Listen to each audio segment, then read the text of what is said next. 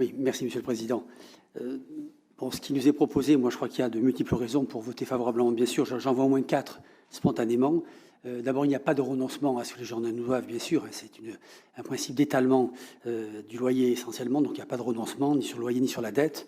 Encore une fois, c'est un étalement. La seconde raison, c'est que manifestement, le président propriétaire du club joue son rôle responsable de propriétaire en mettant 40 millions sur la table. C'est pas rien. Je crois que c'est aussi un geste que nous devons prendre en compte et c'est aussi une deuxième raison pour laquelle je pense qu'on peut être favorable à cette proposition. La troisième raison, et Brigitte Bloch l'a dit, c'est que le club a vraiment besoin de visibilité financière et une vraie sérénité sur les 3 années à venir. Ça me semble important. 3 ans, c'est appréciable. Je crois que c'est attendu et ça me semble bien de répondre à ça.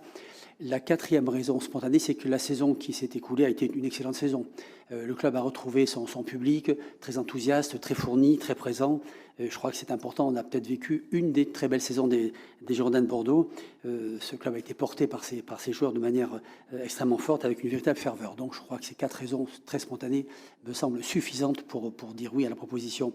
Bien sûr, on a tous un souhait à émettre, c'est que cette remontée en Ligue 1 se fasse le plus vite possible. Ça a failli être le cas dès cette année. Nous souhaitons ardemment que ce soit dès l'année prochaine.